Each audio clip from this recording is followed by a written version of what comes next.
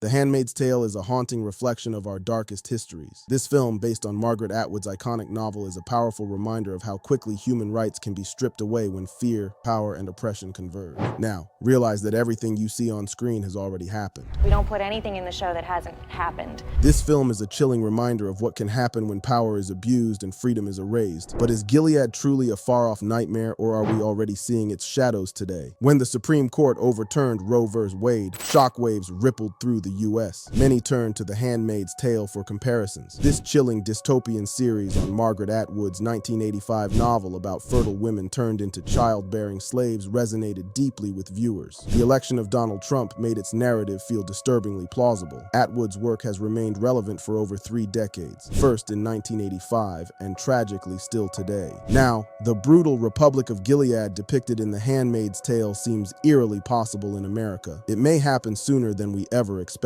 Let's explore what aspects of this story have already come true in the U.S. and what remains fiction. Better never means better for everyone. It always means worse for some. Under the puritanical regime of Gilead, which has seized control of the U.S., fertile women are transformed into handmaids. They are forced to bear children for powerful men known as commanders. These women face rape and lose their autonomy, with their babies taken away to be raised by the commanders and their wives. While this may seem unimaginable in America, certain elements are already occurring in various states. Women are being compelled to carry unwanted pregnancies to term, even in cases of rape or when they are still children. Access to contraception is also at risk. Some experts warn it may be the next target of anti-abortion legislation. In Justice Clarence Thomas's concurring opinion for Dobbs v. Jackson Women's Health Organization, he suggested revisiting Griswold v. Connecticut, which protected the right to contraception. In a flashback to pre-Gilead America from The Handmaid's Tale, we see how our current path paved the way for Gilead's oppressive regime. Janine, a single mother struggling to survive, cannot afford to have another baby. She schedules an abortion at a clinic that turns out to be a crisis pregnancy center. I want to go through with it. That's why I'm here. Well, we don't do them here. What? What is this place? In America, many anti-abortion centers spread alarming misinformation to dissuade people from getting abortions. They collect personal information from women without any obligation to keep it private. In the first episode of The Handmaid's Tale, June and Emily witness a public hanging of someone who worked at an abortion clinic. In the U.S., people are being prosecuted for aiding abortions in states like Texas and Idaho. Women who have abortions or miscarriages can even face murder charges. In Gilead, same-sex relationships are labeled gender treachery and are severely punished, sometimes with death. In the U.S. today, a wave of new laws such as Florida's Don't Say Gay bill targets LGBTQ+ rights. These laws restrict access for gay and transgender youth to discussions about their identities.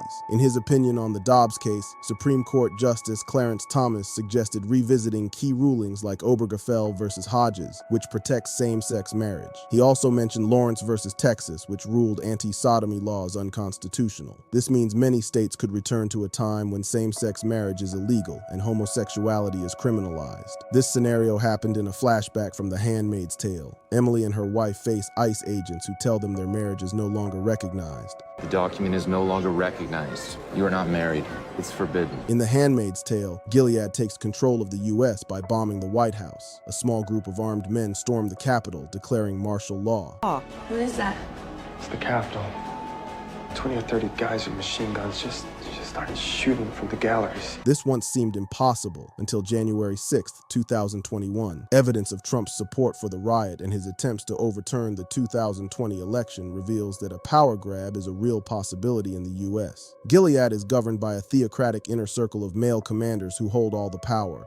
Today, an increasing number of political candidates are advocating for the end of the separation of church and state. The Supreme Court continues to issue rulings that contradict the majority views of the U.S. population, while gerrymandering ensures that an ever-shrinking percentage of voters control who gets elected, if elections are even respected. Gilead's worldview is also inspired by historical elements from American history, such as Puritanism and the witch trials of the 17th century, along with the rise of the Christian right in the 1980s during Atwood's writing period.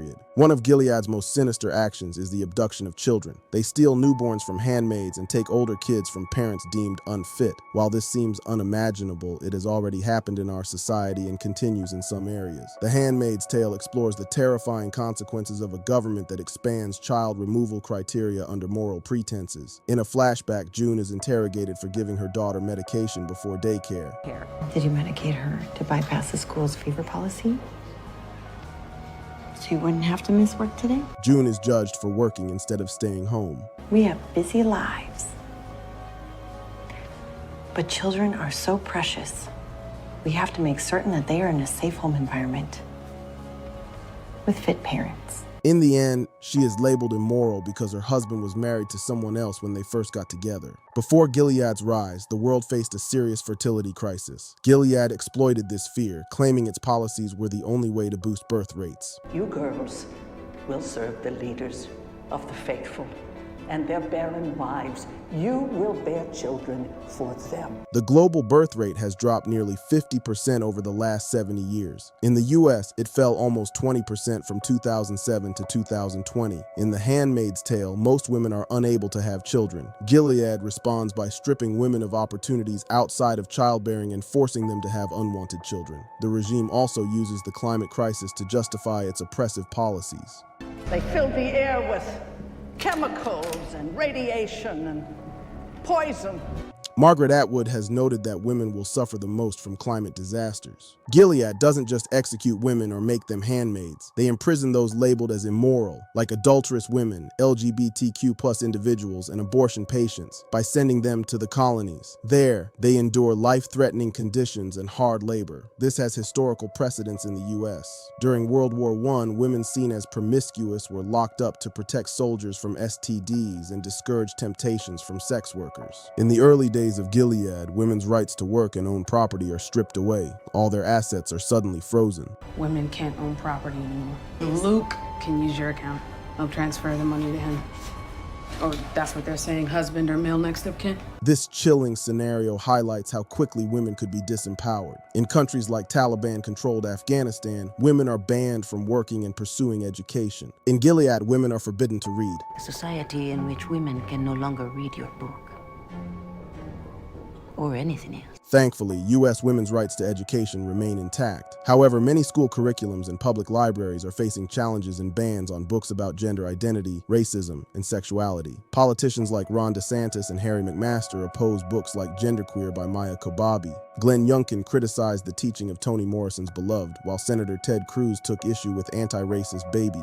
Flashbacks to pre-Gilead USA show Serena Joy campaigning for a vision of women as submissive wives and mothers. I'm blessed to have a home and a husband to care for and follow. This echoes right-wing figures like Ann Coulter and Amy Coney Barrett, who promote regressive gender roles. Barrett played a role in overturning Roe v. Wade, saying, "Is Roe a super precedent?" I'm answering a lot of questions about Roe, which I think indicates that Roe doesn't fall in that category. In The Handmaid's Tale, once Serena has served her purpose in helping Gilead rise, she is cast aside and stripped of the power she expected. If you fight against the rights of all women or any minority group, you won't escape the fallout. There is no one less worthy of redemption than you. There are key differences that keep the U.S. from becoming Gilead, but it's alarming how many comparisons ring true. These scenarios are possible futures. The pain fuels our desire to protect the freedom we cherish. The future depends on the choices we make now. That's it for today. If you're new here, subscribe and hit the bell for updates on our latest videos. Until next time, take care.